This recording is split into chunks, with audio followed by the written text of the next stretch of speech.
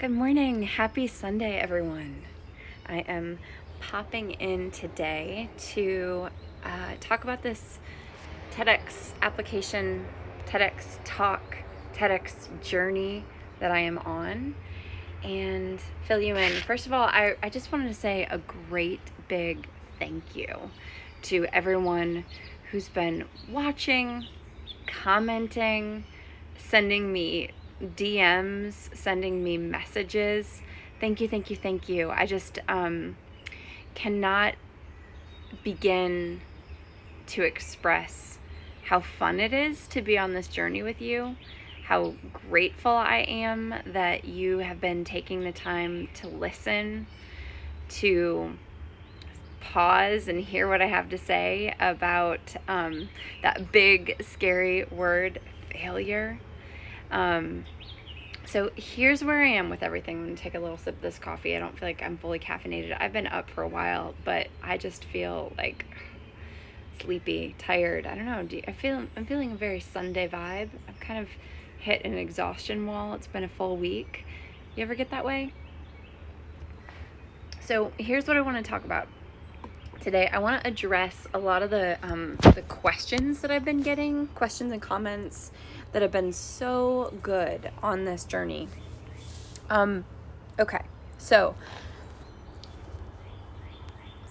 I normally hate it when somebody tells me what the definition of something is, like the definition of blah, blah, blah from Webster is blah. But okay, I think it's important to this conversation. So Webster defines failure as to be unsuccessful in one's goal. So that's what the definition of fail is. And the goal of this talk that I want to give is that I want those of you listening and paying attention, and anyone that hears me, I want us to think about failure differently. I want us to maybe even begin a love affair with failure. View it as a healthy, important part of the success process.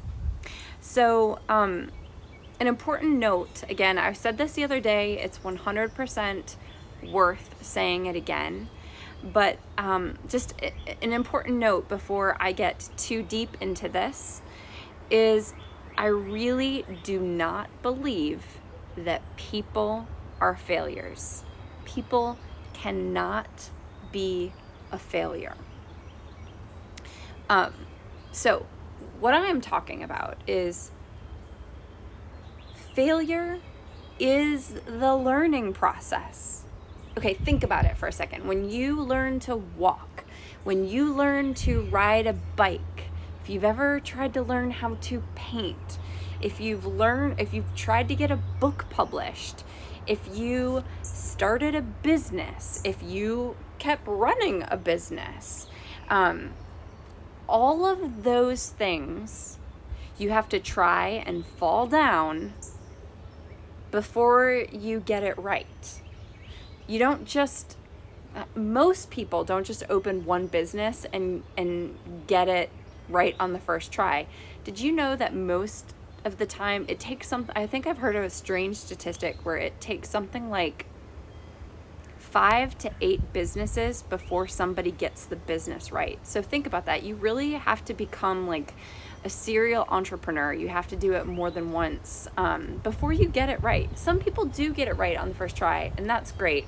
But even if you're running that business, there's things that you're going to try and you're not going to be successful in your goal on the first try. Okay, I can talk about this as far as podcasting goes. So, running a podcast, having a podcast where I am hoping to get some really bigger names, some more popular people on my podcast, I repeatedly ask people to be on my podcast and will repeatedly hear no or nothing over and over and over again. And that means I've not been successful in that goal of getting people onto my podcast. So for example, I have this list of people that I would love to have on the podcast, and I reach out to them on a regular basis, either through their website or through Instagram, or try to figure out who like their booking agent is and send an email to them, and or send, you know, an Instagram DM or a Facebook DM, something like that, reaching out, trying to get them on the podcast. Like, I've reached out to Amy Purdy probably 4 or 5 times, haven't heard nothing back. Glennon Doyle, I think I've reached out to her like 3 times, heard nothing back. Reached out to Elizabeth Gilbert at least 3 times, have heard nothing back. I've sent messages to Misty Copeland and Alicia Keys and heard nothing back, right? Like, that's fine, because that's a part of the process. And for the record, I'm going to keep reaching out to all of those people until I hear no. And even if I hear no, I'm probably going to continue to keep reaching out. I do that too. Like, I'll hear no and then follow up again in 6 months, because maybe in 6 months they have something that they want to promote that my audience would be good for them to hear from. Those are failures, but they're failures that are going to get me to success, because there are times when I've reached out and heard yes. Elizabeth Lesser is going to be on my podcast next week. I reached out to her. She, on her website, she said yes. I reached out to Christopher McDougall, the guy who wrote Born to Run and Running with Sherman. He said yes. He's going to be on the podcast in 2 weeks. So the point is if you don't ask, you aren't going to get anywhere near your goal. So the trying and not reaching your goal is the way to success. It is the way to get after it. So the failure the failure process towards purpose, in my opinion, is a hotline to success. And there are ways we can set ourselves up for what I call epic failure. And EPIC is an acronym. So it is explosive, process, iterate, challenge. Explosive, process, iterate, challenge for epic failure. Okay, so we want epic failure because it's eventually going to get us to our end goal, but you have to fail. So explosive, make waves for yourself, get outside your comfort zone, have fun, play. So for me, like I said, sending emails and messages to people that I know I'm probably not going to hear back from. It's explosive. It is making a wave. It is trying. I don't care if I care that I reach the goal. I want to reach the goal, but I know that I have to at least try first and not get it right to figure out more later. Okay, so this is a failure, for example. Yesterday, I sent a message to Brandy Carlisle on Instagram because she just wrote a memoir. I'd love to, have her on the podcast to be talking about her memoir. So, right, I send her a message. And I go back and read that message, and I spelled "there" wrong in my message to her. So when I send another message to her, I will have somebody else read that message first so that the grammar is tight. Okay, so explosive. I just did it. I sent those emails out to the people who I wanted to hear from. So epic failure, explosive, process, iterate, challenge. This is the acronym for setting ourselves up for success. We have to have epic failure first. So like I said, explosive was the first one, and then process, right? So once you try, if you don't meet your goal, then you have to assess and find the lesson. That's the process piece. Assess, find the lesson. Then you have to iterate, and that's repeat the action, implementing what you learned in the process area. And then challenge. So don't get so disappointed that you don't keep trying. Challenge yourself to keep going, even when the first few times didn't get you to where you want to go. So let's do some epic failure to get us to our end goal. Now, the process of epic failure, a piece that's really important is like, when it's applied to something that is meaningful to us, it helps us cross the finish line. It gets us to where we want to go. But we have to try and fail and try and fail and try and fail. As long as we're learning something each time we fail, we'll get there. But you can't stop after the first or the second failure. So in the process of building this business, in the process of building Yoke and Abundance, for example, I've faced bankruptcy. I have had months where I made very little in sales, and this is my only job. And so it's been, especially in those first couple years, I'm now 4 years into it, over 4 years into this business. But in those first couple years, there'd be months where there was just not that much coming in sales. And that's a failure. I wasn't hitting my minimum goal in order to pay my bills, right? To put food on the table or to pay my mortgage, things like that. And I'd have those bad months, and I'd go back to the drawing board, and I'd figure out another offering or figure out a way to get more people on my email list, or, it's trying, not getting it right, having some conversations with the great creator, figuring out, like, I knew that I was supposed, so that purpose piece is really important here of like, I have purpose. I know that I'm supposed to be on this track. I know that I'm doing something that's meaningful. So keep failing to get us to where we need to go. It's a part of the process, and it's okay. So don't stop. Like if I had stopped after the first hard month or the second hard month or the third hard month, I would not be here talking to you today.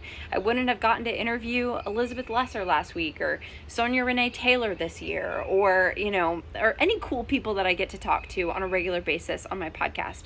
I wouldn't be getting to hold these wonderful courses that I get to teach, and I wouldn't be getting to lead Raw every single morning, Monday through Friday, Reawakening Wisdom Daily Raw. All of that has come because I was willing to try and fail and try and fail. So what can we do to make sure that the first failure doesn't stop us? Oh, this is a big one, right? So you have to be willing to feel the feelings, to feel the sting of failure. So listen, once you fail, feel it. Yes. Okay. So I said I've applied to TEDx a number of times and not gotten in, right? So I have applied, and I had to let myself feel that. I needed to let myself wallow. I needed to let myself sit in those feelings for a little bit. Be sad, be disappointed. I once saw a talk, there was some big NFL player, I don't remember who it was, when I worked in corporate America, they used to love to bring in these big deal sports players. And listen, I think that what big deal sports players do, yeah, that's great, but it was rarely a woman, and it was sports isn't the only metaphor for success. However, I had a great takeaway from this guy whose name I can't remember. He said, allow yourself to have a pity party, decide how long you want that pity party to be, and then pick yourself up after that pity party is over and move forward towards the next thing. So he'd give himself 24 hours up to 3 days, depending on what it was, where he would wallow in that feeling of disappointment, that feeling of sadness, that feeling of anger. Feel it, cry it out, do whatever you need to do, and then when you are done, be done. Be done. Use the pain, use the disappointment as fuel to move you forward to try again. So have the pity party, feel the feelings, because if you push those babies down, ooh, that is a pressure cooker for something not good, and I don't want you to experience that. So evaluate then what the lesson was. What did you learn from trying and not hitting the goal? What was that lesson? So that's a big thing. And then don't talk about it with people who don't understand, who aren't going to be cheering you on, and who are not going to be encouraging you to try again. Listen, I have some amazing friends. I really, really do. And there are some people, and especially acquaintances, who don't get what I'm trying to build. They don't get what I'm trying to do. And they are typically not the right people for me to talk to about failure and disappointment. I once spoke to the wrong person about the sadness, the frustration, the feelings of failure I was having, about where I was in my business. I was in the process of filing for bankruptcy, and they told me that it was probably time to throw in the towel. And that wasn't the right message. That wasn't what I was supposed to hear. And so I just think it's really important for you to be careful with who you share your message with, and don't, Brene Brown, don't take criticism from people who aren't in the arena fighting with you. Seriously, just don't. And don't take criticism from people whose praise you wouldn't appreciate either, right? So just be really careful it is important to talk to people about where you are on the journey, to be getting feedback, to get support, but be very careful who you talk to about what you're doing. Okay, so then give yourself a by when date. Okay, this is, you've tried, you failed, you gave yourself a pity party, you let yourself feel it, you've evaluated what the lessons were, you've started talking to people for support and advice. Then, this is really important, it's time to try again. It is absolutely time to get back up on that horse. Cue a song here. What is I'm not Johnny on the spot this morning, but Old Town Road, right? Got to get back up on that horse and have a by when date. When are you going to try again?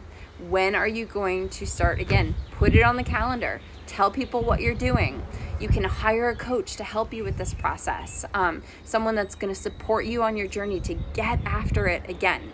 So I wanted to share all of that because these are questions that answers to questions that people have been putting in the comment section of these chats, these little lives that I've been doing. And so I wanted to answer these questions.